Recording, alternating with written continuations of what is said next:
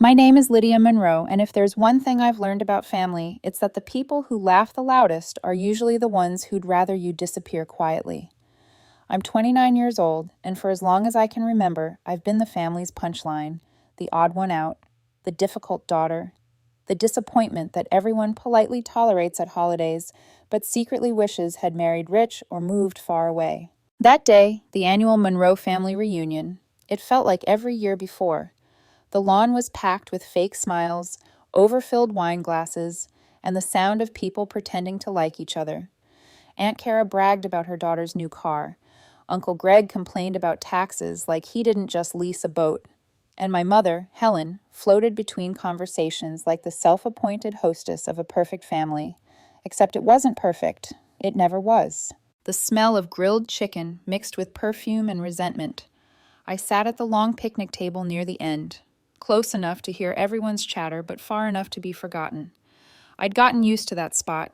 It was safe. No one looked too closely there. Then came the joke. Mom raised her glass, eyes sparkling with the kind of glee that meant someone was about to bleed. "You know," she said, loud enough for all 20 people to hear, "if Lydia disappeared tomorrow, no one would even notice." The laughter hit like a wave. Cousins chuckled first. Then Aunt Kara's sharp cackle followed. Uncle Greg wheezed, his drink almost spilling. Even Tyler, my golden boy brother, smirked between bites of corn on the cob. And then, like salt in an open wound, my father, quiet, weary dad, shook his head and chuckled under his breath. Oh, that Helen of mine, always the comedian. I didn't move, didn't blink. I just stared at the condensation sliding down my water glass, pretending it fascinated me. It wasn't the first time she'd said something like that. It was just the first time she'd said it like it was true. Inside, something went very still, like a snapped thread you don't hear until it's already broken. When the laughter began to fade, I looked up. My voice came out calm, too calm. "Are you done?" The table quieted. Mom tilted her head. "Oh, honey, don't be so sensitive. It was just a joke." "That's okay," I said softly, because I was just waiting for the right moment, too. I tapped my fork against my glass. Once, twice. The metallic sound sliced through the backyard noise. Heads turned. Without saying another word, I stood up and reached into my bag. My fingers brushed the envelope I'd been carrying for weeks. Grandpa Will's handwriting still visible on the seal. I laid the folded document flat on the table, right between the salad bowl and a half-empty bottle of rosé. Mom frowned. "What's that supposed to be?" I met her eyes. Grandpa's new will. The laughter didn't just stop. It died. "You're joking," Tyler said, trying to laugh again. "Right?" "No," I said. 2 weeks ago, Grandpa called me. Said he wanted to make things right. He didn't like how I'd been treated, how all of you treated me. I turned to my mother. He was tired of watching his own daughter humiliate her child in front of everyone she could find. Someone gasped. Aunt Kara's fork clinked against her plate. "He updated the will," I continued evenly. "Left everything to me. The house, the land, the Vermont cabin. Everyone fights over every 4th of July, every last account with his name on it. All of it." I slid the paper an inch closer so they could see the notary stamp, the signatures, the witnesses. "It's real, and it's final." Mom's smile froze, the kind of expression that cracks if you stare at it too long. "You're lying," she whispered. "Am I?" I asked. "Then go ahead, read it." No one moved. Uncle Greg's face had gone pale. Aunt Kara's hand twitched like she wanted to grab the document but was afraid of what it would say. Tyler looked between them, confused and cornered. I sat back down slowly, picked up my fork, and stabbed a piece of chicken. "That's okay," I said, voice low but steady. "Grandpa would miss me." The silence that followed wasn't peaceful, it was suffocating, the kind that hums in your ears. Dad cleared his throat once, then looked away. Mom stared at her plate as if it might open up and swallow her whole. From across the lawn, Grandpa Will sat under the oak tree, watching, unreadable behind his glasses. For a second, our eyes met. He gave a single nod. That was all I needed. For the next 10 minutes, nobody spoke. The cousins looked at their phones, pretending not to care. Aunt Kara refilled her drink twice. Tyler scraped at his plate until the sound made people flinch. Finally, someone tried to change the subject, something about traffic, but it landed flat, hollow. By the time the sun started to set, the air had changed. It wasn't a reunion anymore, it was a wake. When the last car pulled out of the driveway, I was still sitting at that table, half my dinner untouched, the will lying in front of me like a quiet explosion. Mom had gone inside hours ago and no one dared follow her. Grandpa shuffled over, slow but steady, and placed a weathered hand on my shoulder. "You did what needed doing," he said. "They won't understand tonight, but they will." He squeezed once before heading back inside. I stayed there long after the lights went out, listening to the crickets. It wasn't victory, not yet. It was just the first time I'd ever seen them speechless, and I had no idea how far they'd go to make me regret it. The next morning, I woke up to 4 missed calls from a number I didn't recognize. The last voicemail made my blood run cold. "Hi, this is Denise from Student Affairs at Fulton University. I'm calling to confirm your request to cancel tuition coverage for Tyler Monroe for the fall semester. Please call back to confirm. This may affect his enrollment." I just stared at the ceiling for a long time, trying to process. I hadn't contacted anyone, not yet. I checked my email. No messages sent. No drafts. Nothing. Someone had already pretended to be me. I sat up slowly, that stillness from last night turning into a sharp, icy clarity. This wasn't a misunderstanding. It was a counterattack. Before I could even think, my phone buzzed again. This time, Mom. I hesitated before answering. "Morning," I said. Her voice came through tight and bitter. "So you're really doing this?" "Doing what?" "Don't play dumb, Lydia. You've already humiliated us enough." "I haven't done anything," I said evenly, "but someone used my name to—" "Maybe that's just karma," she cut in, then hung up. Just like that, no greeting, no goodbye. By lunchtime, my phone wouldn't stop vibrating. Texts from relatives, coworkers, even an old classmate. "Hey, saw some things online. Are you okay?" I hadn't even opened social media yet. When I finally did, it hit like a storm. Aunt Kara had made a long Facebook post about a vulnerable elder being manipulated by someone who should have known better. No names, of course, but everyone knew who she meant. Mom left a string of crying emojis under it. Tyler added a broken heart. Then there was Tyler's post, a picture of him sitting on the campus lawn, captioned, "Some people only love you when you're useful. Lesson learned." Hundreds of likes, dozens of comments calling him so strong. Someone even tagged me, asking for my side, as if any explanation could cut through the gossip that had already spread like gasoline. That night, I sat in my small apartment, laptop open, watching the story spiral out of control. According to the rumors, I had manipulated Grandpa into changing his will. That I'd isolated him, convinced him everyone was out to get me, and then tricked him into signing over his life's work. One post even hinted at elder abuse. I laughed, a short, humorless sound, because I knew the truth. Every conversation, every decision Grandpa made had been documented, witnessed, and recorded. 2 weeks ago, before the reunion, he'd handed me a brown folder with his careful handwriting on the front. "Keep this safe." Inside were receipts, signed statements, and a flash drive. He'd said, "You don't need to use this yet, but if they ever try to rewrite history, you'll have more than words." At the time, I didn't understand why he'd said rewrite history. Now I did. By midnight, I'd changed every password, updated every recovery email, locked every account. Then I deleted the old shared Dropbox that Tyler and I used to keep family photos and school stuff years ago. At 12:17 a.m., my security app pinged, motion detected, living room camera. I opened the clip. Someone in a hoodie, head down, moving fast. Straight to my desk, 5 minutes inside, then gone. No forced entry, no broken lock, no sign of struggle. Just a key. My stomach dropped. There was only one other person who ever had a copy. Tyler. Back when he couldn't afford a hotel during spring break, I'd let him stay with me. Gave him a key so he could come and go. I never asked for it back. I spent the rest of the night sitting on my couch, staring at the paused frame of that hooded figure. By morning, new screenshots had appeared on Reddit. Private messages from me to a friend. Old ones, years old. Edited, stripped of context, and twisted into something ugly. One of them read, "Sometimes I think the only way they'll respect me is if I take everything away from them." It was real. I'd said it once after another brutal argument with Mom, but the meaning had been twisted. Now it looked like evidence. I could almost hear my mother's voice. "See? She planned this all along." That afternoon, my phone buzzed again. This time, Grandpa's name lit the screen. When I picked up, his voice was steady. "I heard about the nonsense online," he said. "You holding up?" I exhaled. "Barely." "Good," he said. "Means you're still thinking. Don't fight them yet." "I'm not sure I have a choice." "You do," he said, calm and measured. "They're trying to get you to react. Don't. Let them think they've won." He paused. "Come by tomorrow. I have something you need to see." The call ended, but I couldn't stop shaking. Outside, the city moved on. Cars, lights, laughter. But inside, I could feel the walls closing in. The family that had always mocked me quietly was now publicly sharpening their knives, and they thought I was still the same quiet girl who sat at the end of the table. They didn't realize Grandpa had already been preparing me for this for months. I wasn't just holding a will, I was holding proof. And if they wanted war, they were about to learn what silence can do when it finally speaks. By the time dawn cracked through my blinds, I hadn't slept a minute. Every sound in the apartment made me jump. The hum of the refrigerator, the drip of the faucet, the groan of the pipes, it all sounded like footsteps. I replayed the motion clip again.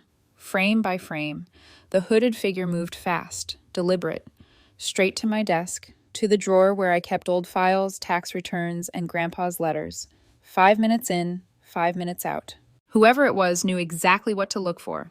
My throat felt tight as I whispered to myself, "Tyler, what did you do?" That morning I drove to Grandpa's house. I didn't call ahead. I didn't text. I just drove. The house sat quiet at the end of the lane, shaded by old oaks. Grandpa was on the porch, reading his newspaper like the world hadn't just exploded online. He looked up as I parked. "You look like you haven't slept." "I haven't." I handed him my phone. "You need to see this." He adjusted his glasses and watched the clip.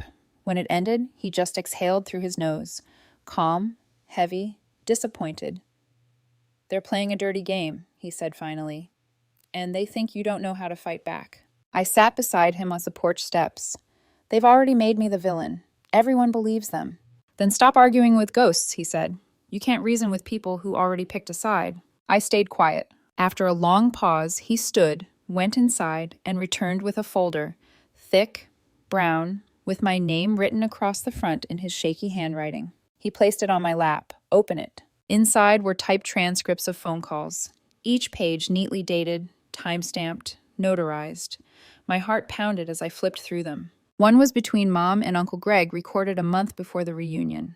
"Greg, if we don't handle this now, she'll get her claws into everything." "Mom, don't worry. He's old enough not to notice if we move things around early." "Greg, and what about Lydia?" "Mom, we'll make sure she doesn't touch a cent." I froze. The words blurred. Grandpa watched me read, his expression unreadable. "I kept records," he said quietly. "I've seen how they treat you. This time, I wanted the truth written down." "Why didn't you tell me?" I whispered. "Because I needed to know who they'd be when they thought I wasn't looking." He looked at the trees beyond the porch. "Now I know." I didn't speak for a long time. The paper trembled slightly in my hands. Every laugh, every cruel joke, every cold look over the years. Suddenly, it all had proof behind it. They hadn't just resented me. They'd been planning around me. I closed the folder. My voice came out low. "I'm not letting them rewrite this." Grandpa gave a single nod. "Good. Then go remind them who they're dealing with." That afternoon, I drove straight to Tyler's apartment near campus. The hallway smelled like old carpet and instant noodles. When he opened the door, his smug smile faltered the second he saw the envelope in my hand. "Lydia," he said cautiously, "you can't just show up." I stepped inside, calm but deliberate.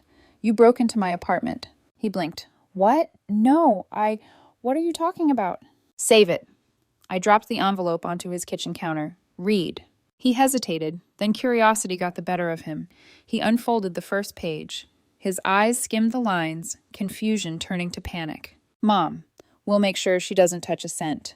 Then his name appeared on the third page, the part where Mom asked Grandpa for his tuition, suggesting a loan in Grandpa's name. Grandpa had refused. Tyler's lips moved silently as he read, his face draining of color. "This is fake," he said finally. You made this up." "No," I said. "It's notarized. There are copies with my lawyer, Grandpa's attorney, and the estate's bank." He swallowed hard. "You're bluffing." "Try me." For a moment, neither of us spoke. He just stood there, shaking slightly, the transcript crumpled in his hands. "Tyler," I said quietly, "you're my brother, but if you keep spreading lies, you're not just risking me, you're risking yourself." He didn't answer. When I walked out, I left the folder where it was. I didn't need to slam the door or make a scene. The silence behind me was loud enough. By the time I got home that evening, the war had gone eerily quiet. The Facebook post vanished. The Reddit thread was deleted. Tyler's account had gone private. But I wasn't relieved, not yet, because silence from my family never meant peace. It meant plotting, and I was right. At 9 that night, my doorbell rang. When I looked through the peephole, I didn't see Tyler, or Mom. It was Dad. He stood there holding a small wooden box, familiar.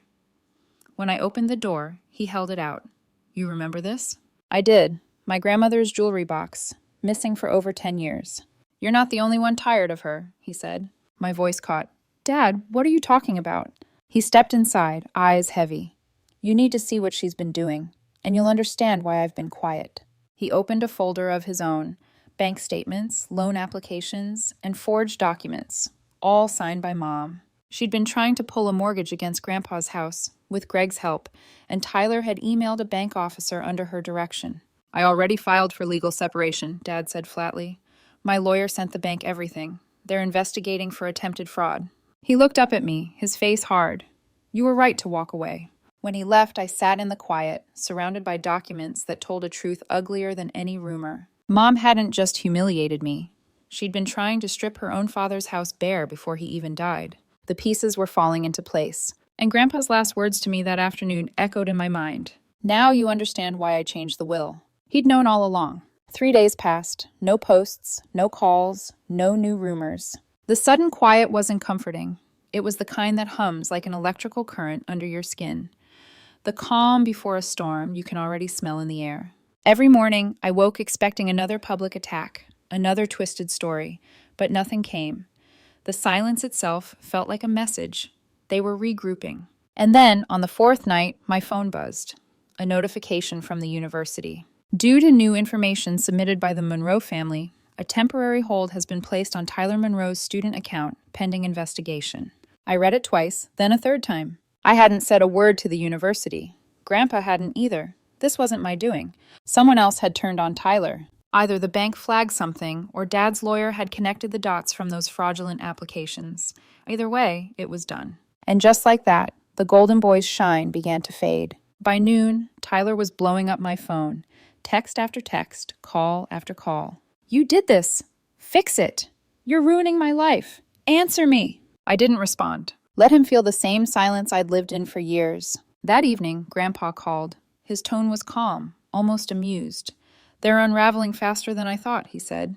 You knew this would happen, I whispered. I hoped it would, he said softly. But I didn't expect it this soon. Be ready, Lydia. When people like them lose control, they get desperate. He was right.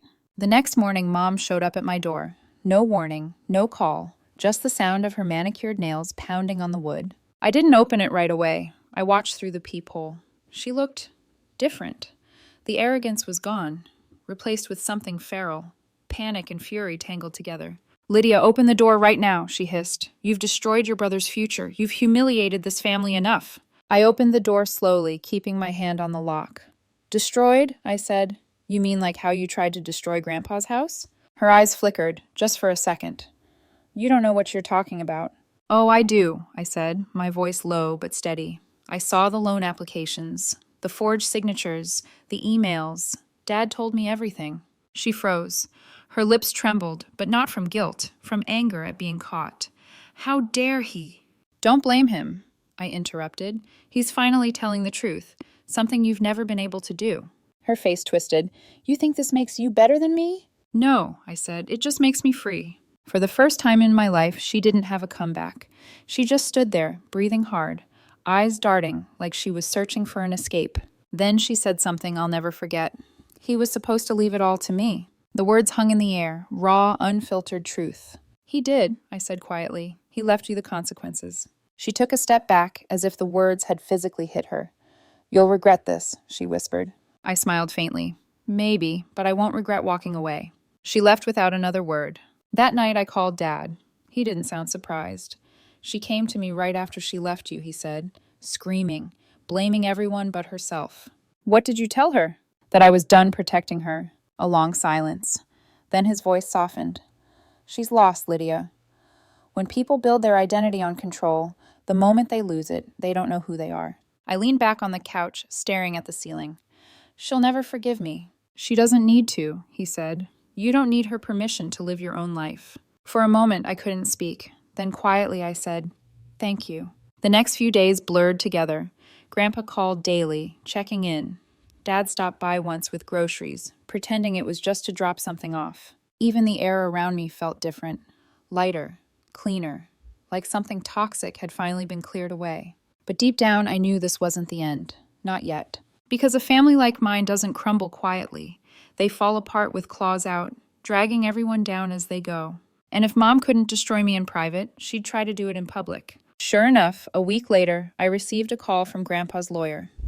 Mom had requested a family mediation meeting, claiming misunderstandings over the estate. I laughed out loud when I heard it. Misunderstandings? I repeated. Is that what we're calling forgery and defamation now? He hesitated. She wants everyone present. Your uncle, your father, Tyler. She says it's about reconciliation. Reconciliation, I echoed, tasting the word like poison. Do you want to attend? He asked. I thought about Grandpa's warning, about the transcripts, the will, the quiet power of the truth I still hadn't shown them. And then I smiled. Yes, I said. Tell her I'll be there, but she should be careful what she asks for. Because I still had one card left. The envelope Grandpa told me to open only when I was ready for everything to end. And I was more than ready. The mediation office sat at the edge of downtown. Glass walls, sterile lighting, the kind of neutral space that pretends to fix chaos with paperwork and polite words. But no amount of neutrality could balance what was about to happen inside. When I walked in, everyone was already there. Mom sat ramrod straight, wearing a pale blue blouse that screamed "Good Mother" for the cameras that weren't there. Her pearls gleamed under the fluorescent light. Uncle Greg leaned back with his arms crossed, smirk in place, the same one he wore when he used to slip jokes about my failures into dinner conversations. Tyler sat beside Mom, hoodie up, hands clenched around his phone. He didn't look at me. Dad was the only one who met my eyes, tired, calm, already beyond the fight. The mediator, a woman in her 60s with kind eyes, cleared her throat. Thank you all for coming. We're here to discuss concerns regarding the Monroe estate and to see if there's room for resolution. Resolution, Mom echoed with a dry laugh. That's all I've ever wanted. My daughter here just misunderstood my intentions. I let her talk. That's what she did best. Weave lies out of thin air and smile while doing it. She looked straight at the mediator. My father wasn't of sound mind when he changed his will. We just want what's fair. I leaned forward, voice even. You mean what you tried to take before he even died? Excuse me? I opened the folder in front of me and slid a document across the table. The same one I'd kept sealed for months. Mom hesitated, then picked it up. Greg leaned closer. Tyler squinted. 6 typed pages. Official letterhead. Grandpa's accountant had prepared it 6 months before the new will. Trust fund, beneficiary, Lydia Monroe. Value, $1.3 million. Status, fully matured and secured under independent trustee. Established by William Monroe for the express purpose of financial independence and security. No one spoke. The only sound was the soft hum of the overhead lights. Mom's hand trembled as she flipped through the pages. This can't be right. It's real, I said calmly. The trust was created before you even found out about the will. Grandpa didn't just plan for the future, he protected it. Greg's smirk vanished. You expect us to believe he hid this from everyone? He didn't hide it, I said, turning to him. He just didn't trust you enough to tell you. Tyler finally spoke, voice low. Why would he give it to you? You barely visited. I looked at him. The brother I once covered rent for, defended, loaned money to. Because I never took from him. That's the difference. The mediator shifted uncomfortably. Perhaps we can focus on... But I wasn't finished. There's more, I said. I opened a second envelope. Transcripts and bank statements Dad had given me.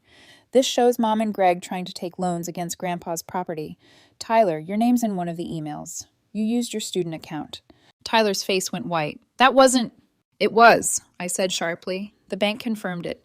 You were part of it, even if you didn't know what you were signing. Mom slammed her hand on the table. Enough, her voice cracked.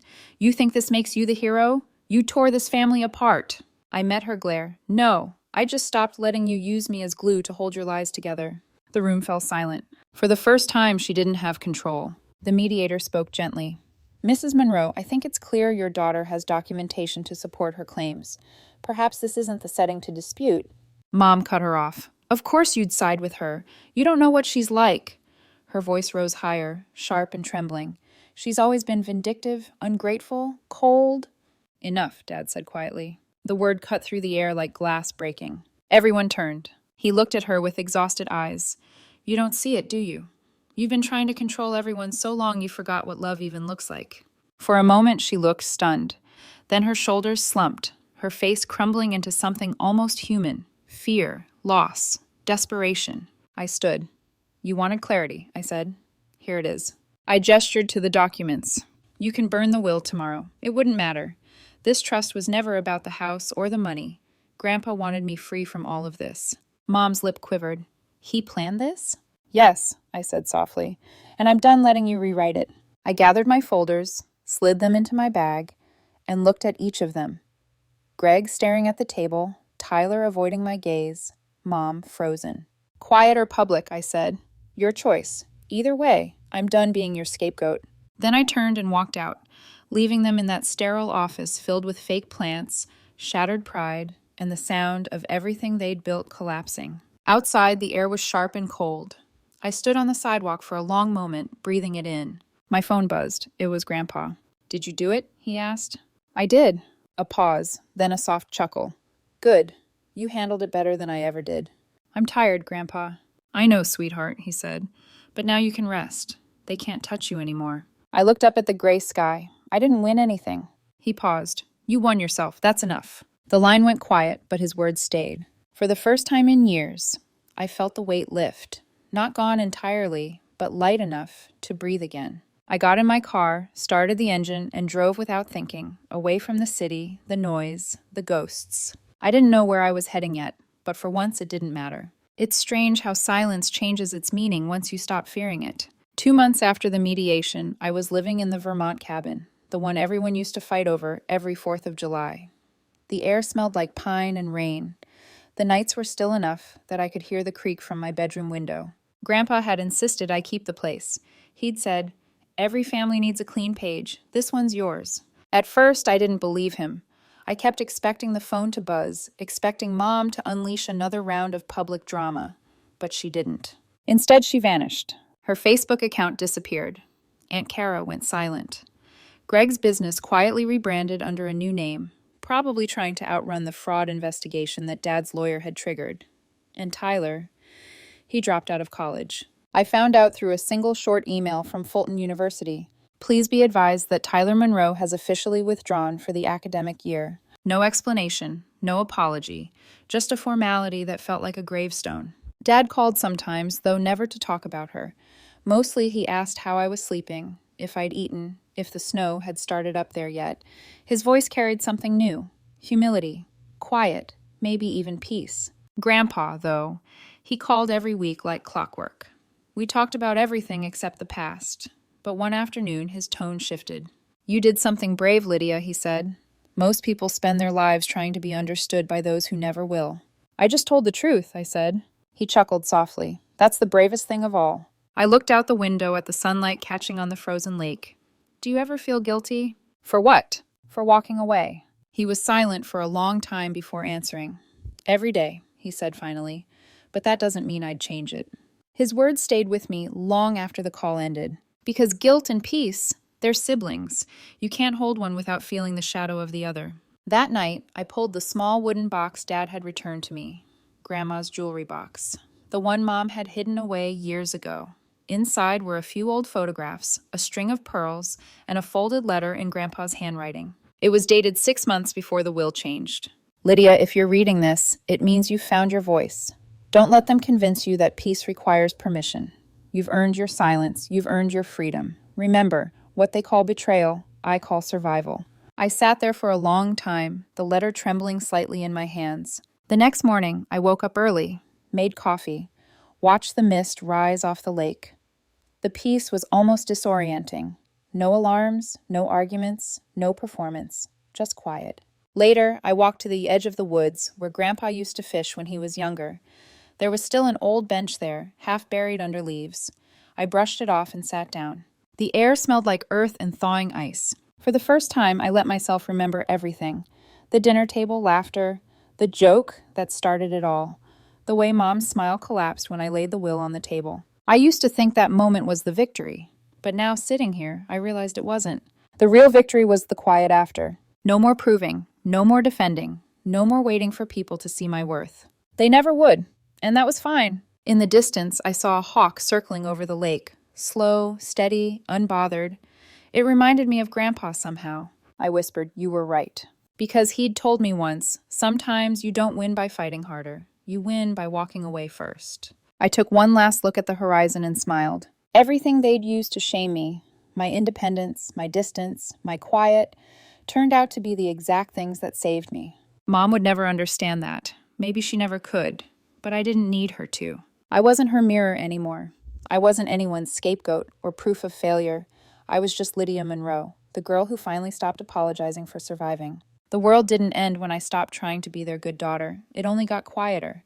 And in that quiet, I finally found peace. End line.